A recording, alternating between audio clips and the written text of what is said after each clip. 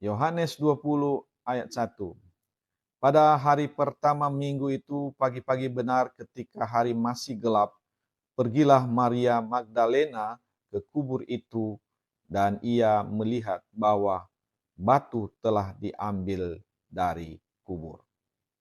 Ia berlari-lari mendapatkan Simon Petrus dan murid yang lain yang dikasihi Yesus dan berkata kepada mereka, Tuhan telah diambil orang dari kuburnya dan kami tidak tahu di mana ia diletakkan. Ayat 3, maka berangkatlah Petrus dan murid yang lain itu ke kubur. Keduanya berlari bersama-sama, tetapi murid yang lain itu berlari lebih cepat daripada Petrus sehingga lebih dahulu sampai di kubur. Ia menjenguk ke dalam dan melihat kain kafan terletak di tanah, akan tetapi ia tidak masuk ke dalam. Ini adalah kesaksian Rasul Yohanes, saudara.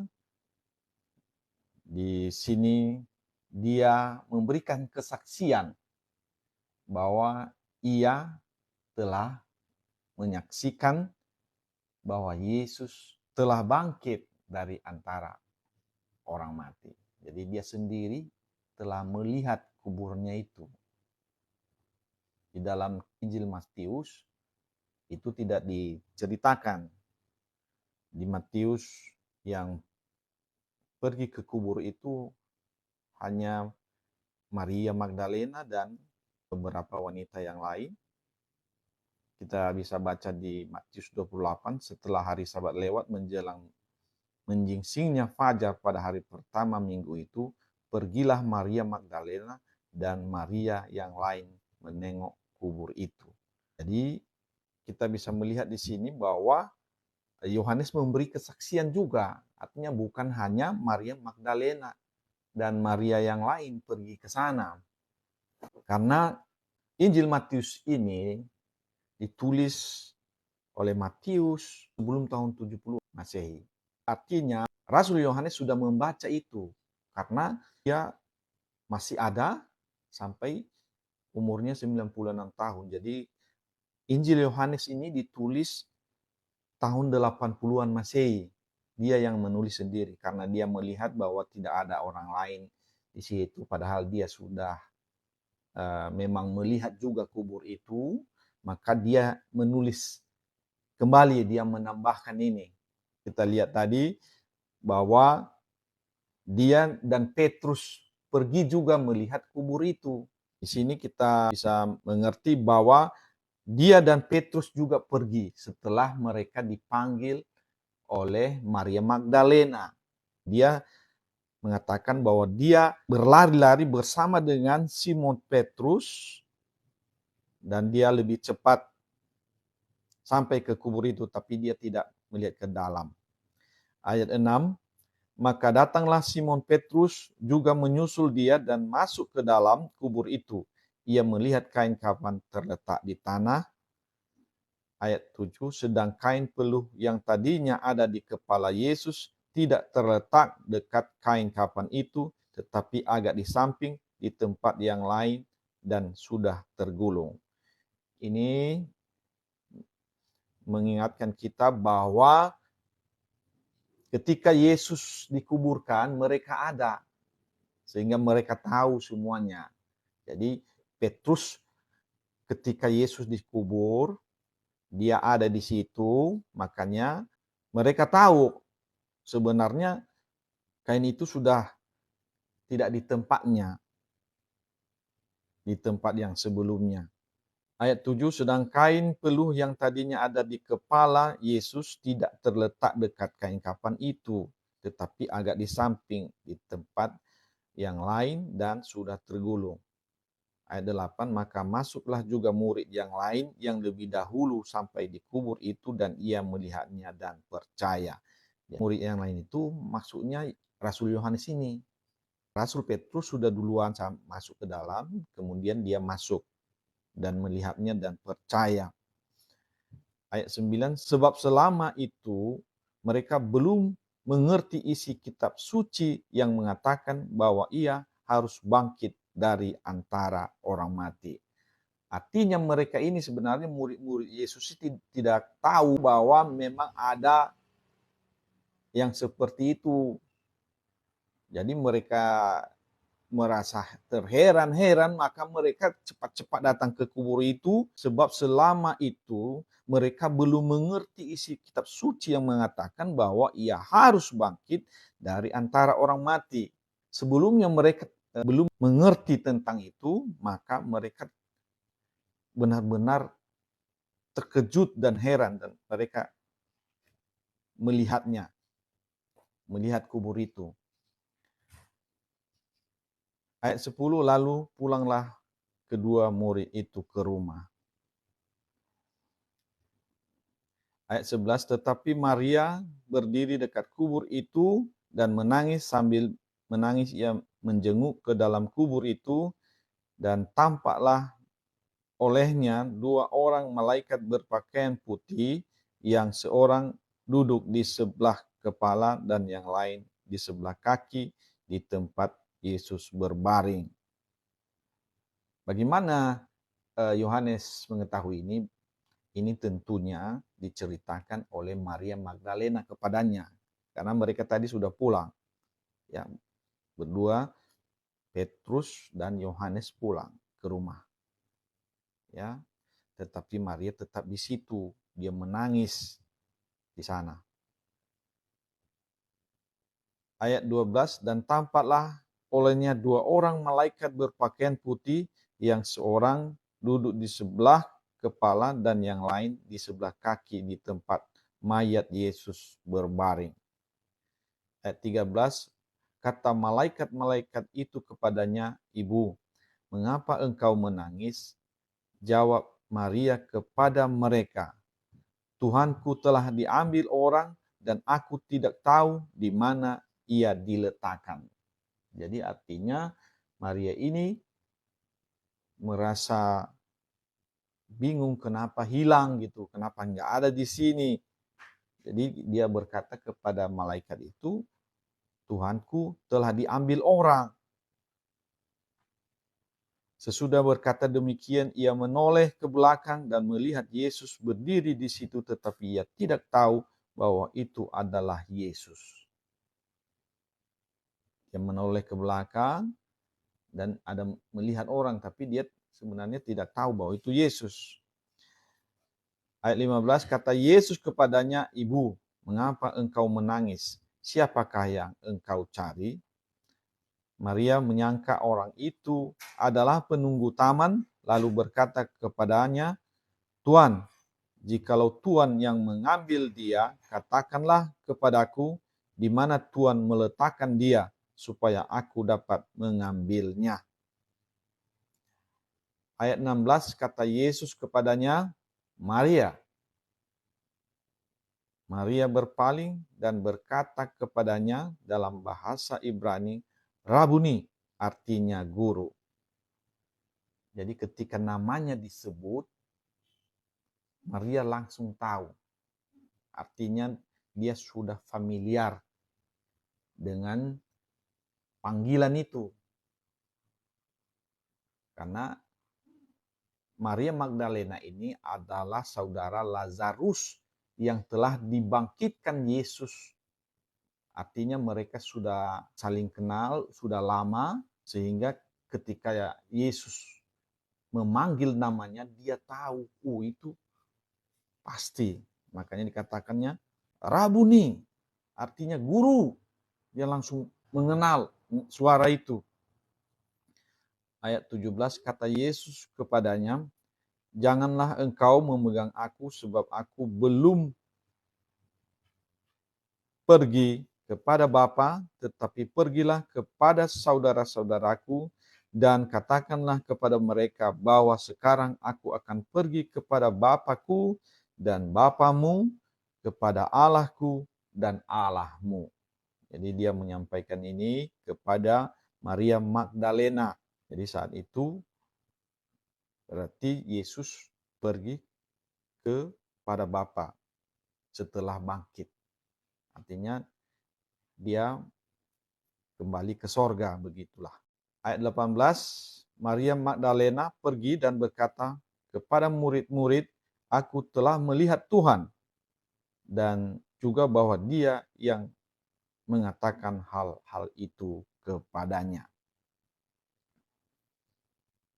Jadi ini adalah kesaksian dari Maria yang disampaikannya kepada Yohanes, Rasul Yohanes, dan Rasul Yohanes menuliskannya.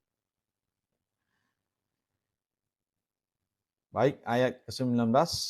Ketika hari sudah malam, pada hari pertama minggu itu, jadi hari itu juga, minggu itu, berkumpullah murid-murid Yesus di suatu tempat dengan pintu-pintu yang terkunci, karena mereka takut kepada orang-orang Yahudi. Jadi mereka ini sudah ada dalam ketakutan, saudara, sehingga kalau mereka berkumpul pun mereka mengunci pintu, takut. Pada waktu itu, datanglah Yesus dan berdiri di tengah-tengah mereka dan berkata, damai sejahtera bagi kamu. Kenapa Rasul Yohanes menuliskan ini dengan detail seperti itu?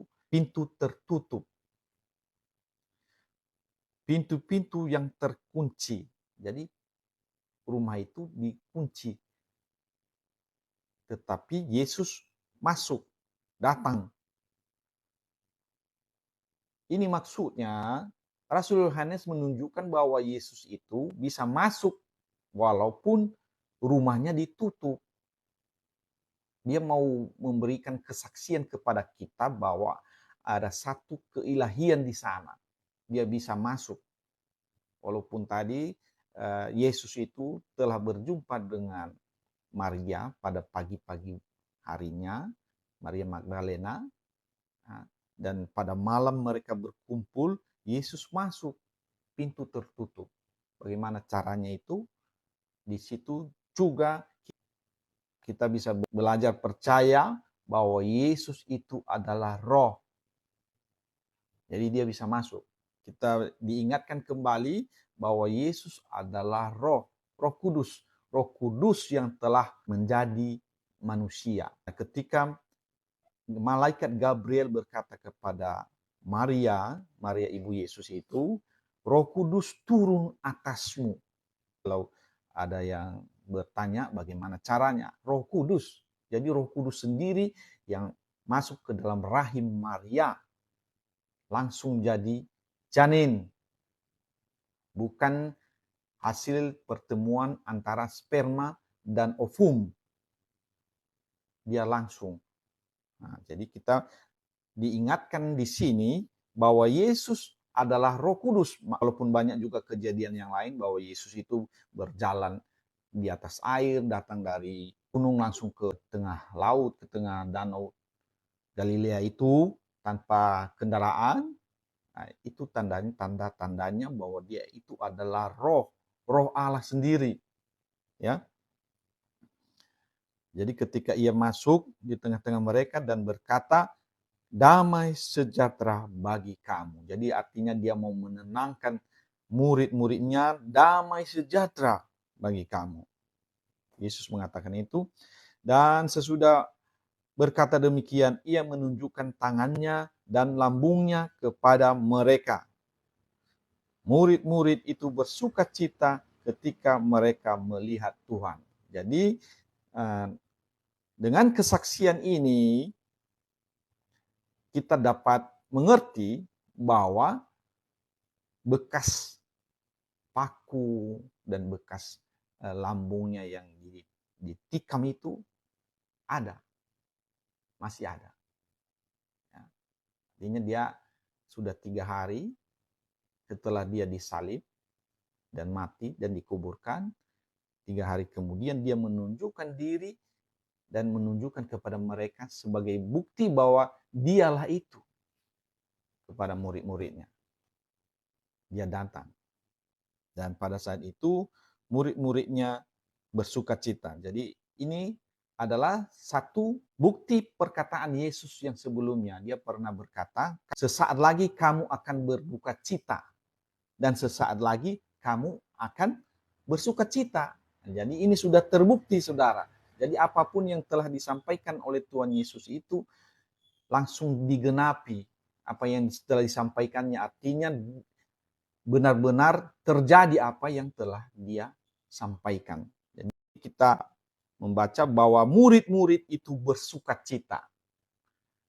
Mereka berduka cita ketika Yesus disalibkan dan mati, dan pada hari yang ketiga mereka bersuka cita. Maka kata Yesus sekali lagi, damai sejahtera bagi kamu. Sama seperti Bapa mengutus aku, demikian juga sekarang aku mengutus kamu. Jadi Yesus menyampaikan, aku juga mengutus kalian semua. Ayat 22, dan sesudah berkata demikian, ia menghembusi mereka dan berkata, terimalah Roh Kudus. Ia menghembusi, saudara. Nah, di sini bukan baptisan Roh Kudus, masih hanya menghembusi. Ya, dia hanya hinggap ini. Jadi beda lagi yang mereka dapatkan ketika hari Pentakosta itu. Jadi ini ada berbagai cara Tuhan untuk memberikan Roh Kudus itu. Ada yang hanya hinggap seperti kepada para nabi, dikatakan bahwa Allah hinggap kepada para nabi, hinggap. Dan di sini kita lihat Yesus menghembuskan Roh Kudus. Ya, terimalah Roh Kudus. Dan artinya itu kadarnya enggak terlalu tinggi dan itu tidak tetap. Nanti kalau di Kisah Para Rasul 2 ayat 1 sampai 4 itu menjadi tetap, benih ilahi tetap ada. Makanya Rasul Yohanes mengatakan benih ilahi tetap ada.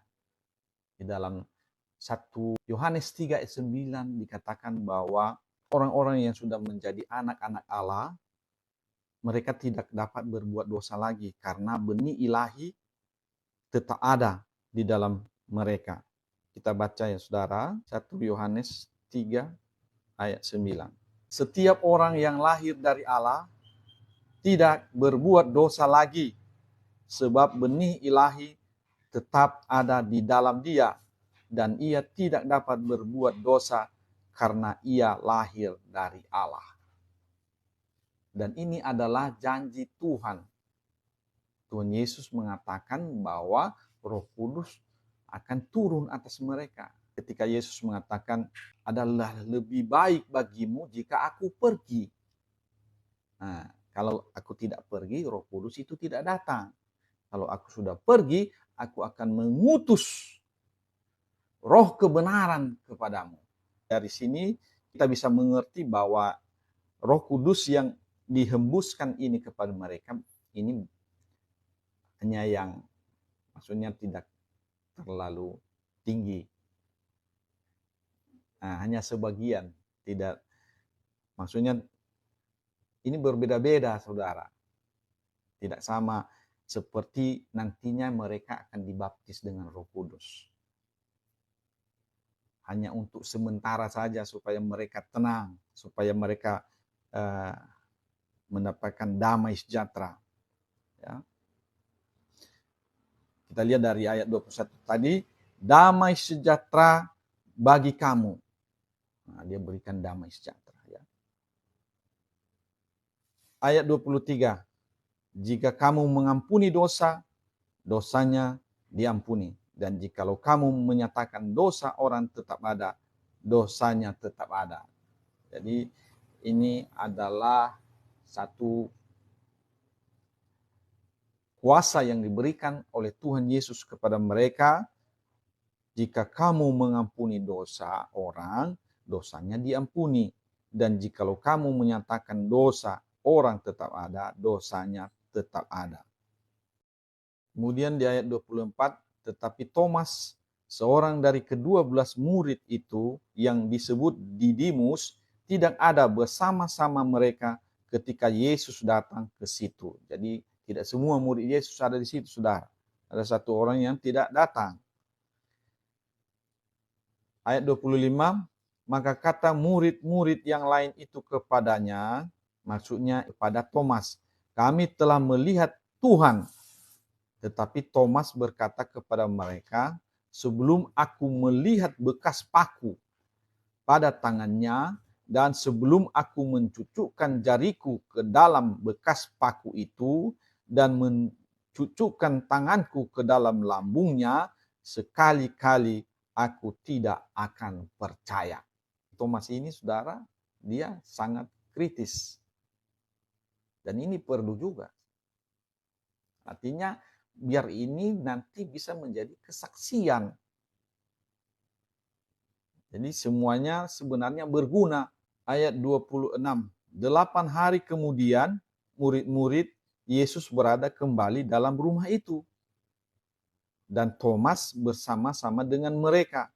Sementara pintu-pintu terkunci, Yesus datang dan ia berdiri di tengah-tengah mereka dan berkata, damai sejahtera bagi kamu. Untuk kedua kalinya setelah dia bangkit dari antara orang mati, dia menunjukkan diri di dalam rumah itu dengan pintu yang terkunci. Dia artinya pintu semua tertutup dan dia masuk langsung. Nah, ini juga supaya kita mengerti kenapa ini memang ditulis, supaya kita mengerti bahwa Yesus itu adalah roh.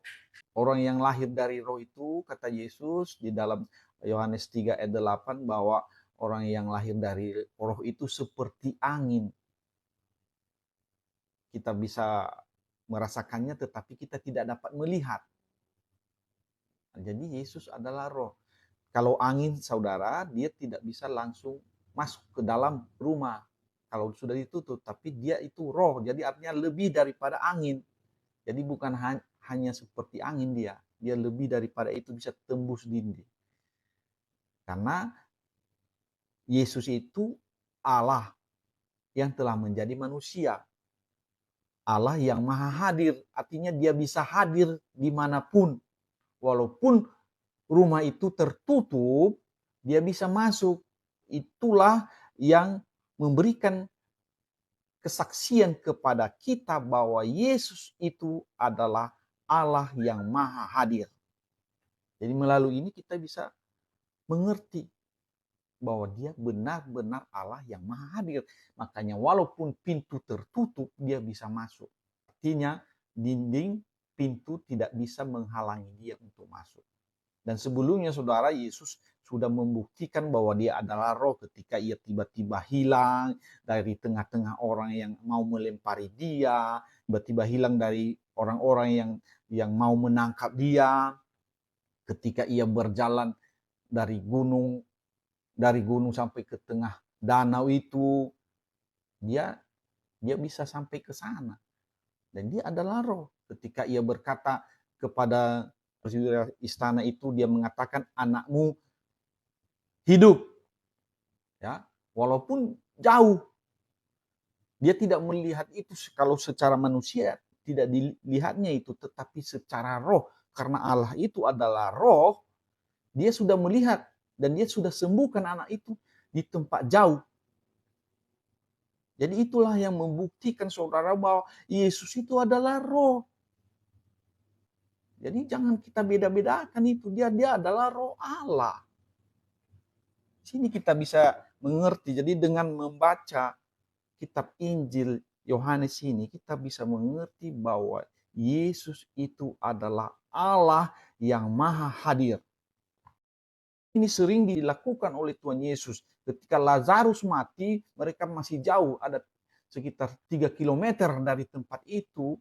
Dia mengatakan kepada murid-muridnya bahwa Lazarus itu sudah mati. Jadi kalau secara manusia, kalau hanya manusia biasa dia, seperti kita, nggak bisa kita tahu orang sudah mati 3 kilometer dari sini, tidak.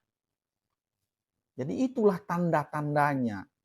Jadi Yesus mengatakan, lihatlah tanda-tandanya. Bahwa aku ini sebenarnya bukan manusia biasa, tapi roh kudus yang telah menjadi manusia. Jadi melalui ini kita ditambah-tambahkan pengertian tentang Tuhan. Di sini dikatakan tadi bahwa Yesus datang dan berdiri di tengah-tengah mereka walaupun pintu-pintu tertutup. Ayat 27, kemudian ia berkata kepada Thomas. Ini juga pelajaran bagi kita, langsungnya berkata kepada Thomas. Dari mana dia dengar? Dari mana dia tahu? Bahwa Thomas juga mengatakan itu kepada murid-muridnya. Artinya semuanya apa yang dilakukan oleh murid-muridnya dia tahu karena dia hidup. Dia ada di mana saja, dia adalah Allah.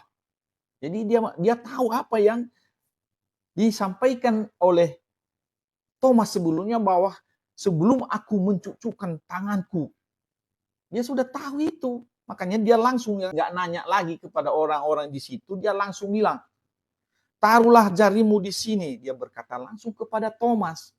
Dia tahu bahwa Thomas sudah mengatakan itu, makanya dia langsung bilang, taruhlah jarimu di sini dan lihatlah tanganku. Ulurkanlah tanganmu dan cucukkan ke dalam lambungku. Dan jangan engkau tidak percaya lagi, melainkan percayalah. Ya, artinya dia memberikan kepada kita pengertian di sini bahwa dia adalah Allah yang maha tahu. Itu adalah ciri daripada Allah. Allah itu maha tahu. Jadi apa yang diperbincangkan Thomas sebelumnya itu dia tahu. Jadi apa saja dalam hidup kita ini, saudara, sebagai manusia, Tuhan tahu. Dia tahu kalau kita berbohong. Dia tahu kalau kita melakukan apapun, dia tahu. Jadi tidak ada yang tersembunyi bagi dia. Makanya dia disebut Allah. Dia adalah pencipta langit dan bumi beserta segala isinya. Bagaimana dia mengatur galaksi bintang-bintang itu, seluruh planet. Karena dia maha kuasa. Dia tahu semuanya. Kemudian di ayat 28 dikatakan, Thomas menjawab, ya Tuhanku dan Allahku. Banyak orang yang mempertentangkan itu. Ini katanya itu bukan Tuhanku. Tuanku itu nggak masalah. Lord, Tuhan. Tuhan itu adalah penguasa. Seorang yang berkuasa. Ya Tuanku dan Allahku. Allahku ini ya sudah jelas ini Allah. Pencipta langit dan bumi. Artinya Allahku. Di sini Thomas mengatakan ini untuk menjadi kesaksian bagi kita bahwa Yesus adalah Allah. Dan Yesus tidak mengatakan aku bukan Allah, tidak. Kalau Yesus adalah manusia biasa dan dia hanya seorang nabi, hanya utusan, rasul dia atau apa, sebagai orang biasa, dia akan nolak ini. Masa aku Allah? Ya kan? Tetapi di sini dia tidak menolak itu. Disinilah kita bisa mengerti bahwa Yesus itu adalah Allah. Jadi tidak perlu dia menyampaikan aku adalah Allah. Ngapain? Nggak perlu. Ketika dia disembah, dia tidak menolak. Dia adalah Allah.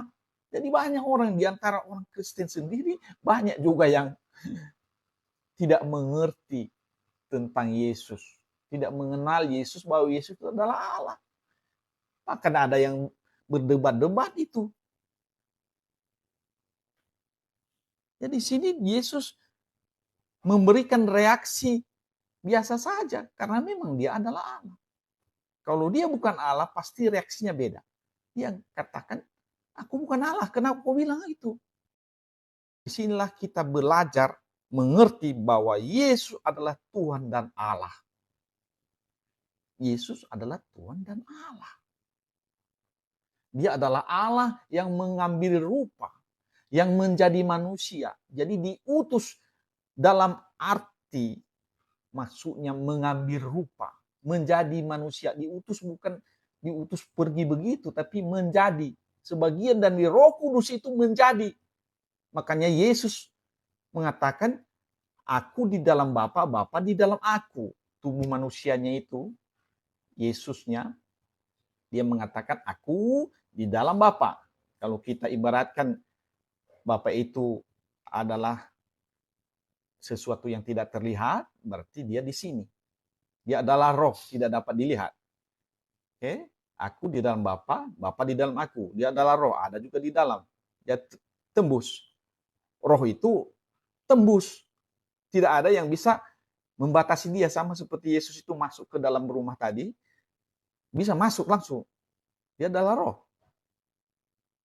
Ya, artinya Yesus tidak terpisahkan dengan Bapa.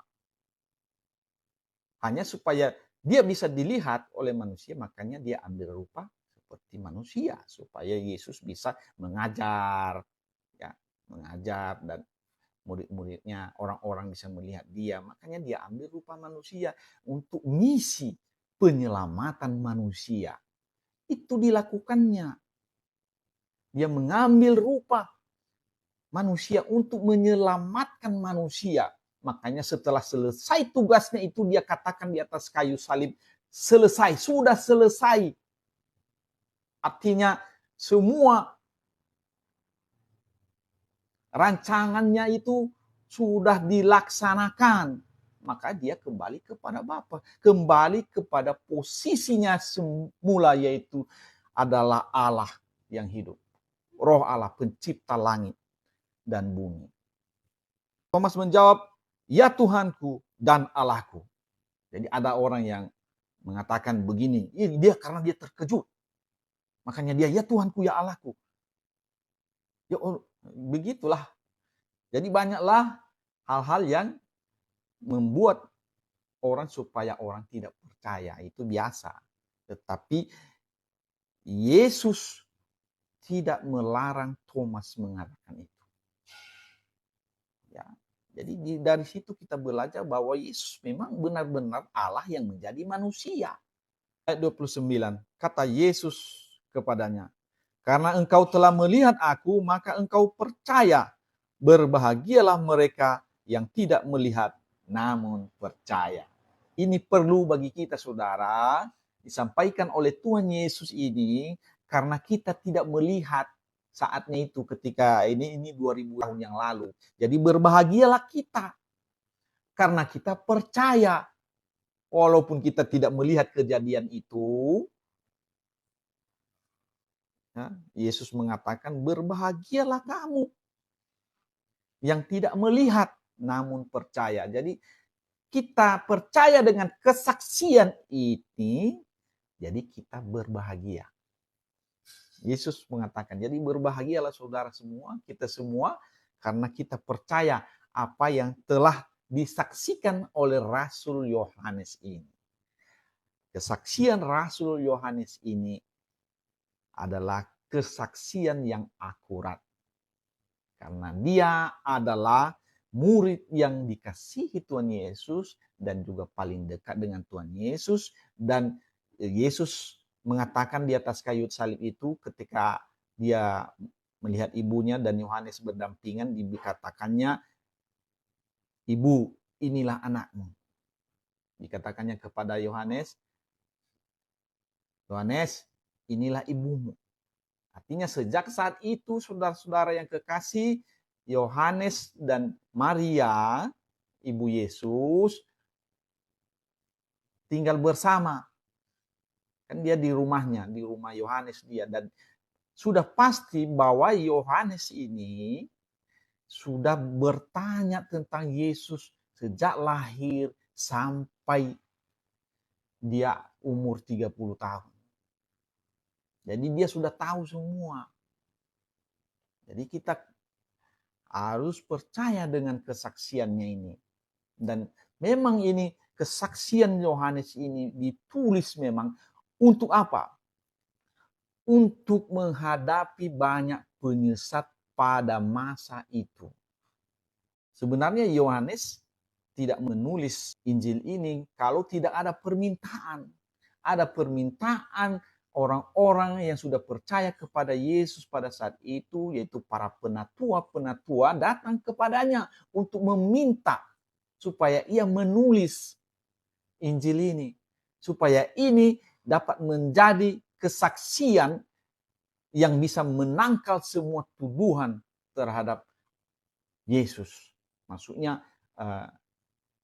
terhadap kesaksian-kesaksian yang berbeda dengan apa yang pernah mereka dengar dari Yohanes sendiri. Dengan inilah kita bisa melawan semua kesaksian yang tidak benar tentang Yesus. Artinya, marilah kita belajar dari Yohanes, Rasul Yohanes ini, supaya kita tidak disesatkan orang. Karena sudah sejak abad pertama itu ada penyesatan. Bukan di abad kedua, bukan hanya di abad ketiga. Sudah sejak itu. Masih ada ini Rasul Yohanes. Jangan dibilang baru ada penyesatan abad kedua, ketiga, keempat, kelima, dan seterusnya. Bukan, sudah ada. Makanya ini ditulis. Jadi barang siapa dari kita yang tidak mau disesatkan, mari kita baca ini Injil Yohanes ini. Ini adalah Injil yang berguna untuk melawan semua penyesat-penyesat itu. Yang mengatakan bahwa Yesus itu bukan Allah, Yesus adalah manusia biasa. Dari sini kita belajar. Kita melihat tadi bahwa Yesus adalah roh. Dia bisa masuk langsung ke dalam rumah itu tanpa dibuka pintunya. Dia adalah roh. Dan banyak dari kesaksian-kesaksian yang ditulis di sini, di Injil Yohanes ini, Yesus itu menghilang ketika ia menyembuhkan penyakit. Tanpa datang ke situ, dia bisa menyembuhkan. Dia adalah roh. Kalau orang dunia lebih percaya kepada dukun. Ketika dukun melakukan hal yang sama, dia menyembuhkan orang sakit dari jauh juga, percaya orang. Tapi kalau hamba-hamba Tuhan yang melakukan itu, mereka mengatakan hamba-hamba Tuhan itu apa? Iblis, setan. Jadi ini salah, saudara. Mari kita yakin. Kita harus lebih yakin kepada Tuhan daripada kepada iblis. Kalau kita meletakkan keyakinan kita kepada iblis, kepada setan, berarti kita tidak percaya kepada Tuhan. Tuhan itu melebihi iblis. Karena roh yang ada di dalam kita itu lebih besar daripada roh yang ada di dalam dunia. Kita harus lebih percaya kepada Tuhan daripada iblis. Karena iblis memang selalu menghalangi kita untuk mengenal Tuhan dengan baik. Dia aktif itu. Dia aktif untuk membuat kita tidak percaya. Bahkan orang yang sudah menjadi doktor teologi pun bisa hilang. Baru-baru ini kita dengar bahwa ada pengajaran yang mengatakan bahwa Yesus itu lebih rendah dari Bapa. Sementara Yesus mengatakan, barang siapa yang tidak menghormati anak, dia tidak menghormati Bapa. Yohanes 5 ayat 23. Supaya semua orang menghormati anak sama seperti mereka menghormati Bapa. Barang siapa tidak menghormati anak, ia juga tidak menghormati Bapa. Artinya orang yang tidak menghormati Yesus itu, dia juga tidak menghormati Bapa. Karena Yesus itu adalah Allah yang menjadi manusia. Kalau orang tidak menghormati Yesus itu, dia itu adalah Allah yang menjadi manusia, berarti dia tidak menghormati Allah sendiri. Ayat 30, Yohanes 20 ayat 30, memang masih banyak tanda lain yang dibuat Yesus di depan mata murid-muridnya yang tidak tercatat dalam kitab ini. Jadi banyak lagi sebenarnya, tetapi ini saja yang ditulis oleh Rasul Yohanes ini. Tetapi semua yang tercantum di sini telah dicatat supaya kamu percaya bahwa Yesuslah Mesias, Anak Allah, dan supaya kamu oleh imanmu memperoleh hidup dalam namanya. Jadi semua telah dicatatnya. Yang penting, yang bisa membuat kita percaya bahwa Yesus adalah Mesias. Jadi kalau ada orang yang tidak percaya bahwa Yesus adalah Mesias setelah membaca itu, ya kalau bisa bertobatlah, belajarlah dengan benar. Caranya yaitu saudara dengar firman Tuhan dan lakukan. Kalau orang yang tidak melakukan firman Tuhan, walaupun ia sudah mendengarnya, itu sama seperti Yudas. Yudas Iskariot itu sudah belajar dari Tuhan Yesus itu 3,5 tahun. Belajar siang dan malam, tetapi dia tidak melakukan. Dia berbohong. Dia sering mencuri kas perbendaharaan mereka. Dia melakukan yang tidak benar. Jadi walaupun dia sudah belajar firman Tuhan langsung dari Tuhan Yesus, dia tidak mengenal Yesus dengan benar. Sehingga dia menjual Yesus. Dia tidak mengenal Yesus bahwa Yesus itu maha tahu. Dia sering tipu-tipu. Makanya dia tidak jadi menjadi anak-anak Allah. Yesus mengatakan, kamu iblis. Lakukanlah apa yang dikehendaki oleh Bapamu. Jadi Yudas Iskariot itu tidak lulus. Makanya dia tidak mendapat apa-apa. Jadi dengan membaca ini, Injil Yohanes ini, kita akan mengerti bahwa Yesuslah Mesias, anak Allah. Dan supaya kamu oleh imanmu, jadi ketika kita percaya dengan apa yang disampaikan oleh Rasul Yohanes ini, kesaksian Yohanes ini, maka kita memperoleh iman untuk memperoleh hidup yang kekal. Artinya sudah cukup ini, nggak usah ada yang dari lain pun, nggak usah kutulis semuanya. Ya, kita baca tadi masih banyak tanda lain, tapi dia tidak tulis karena terlalu banyak.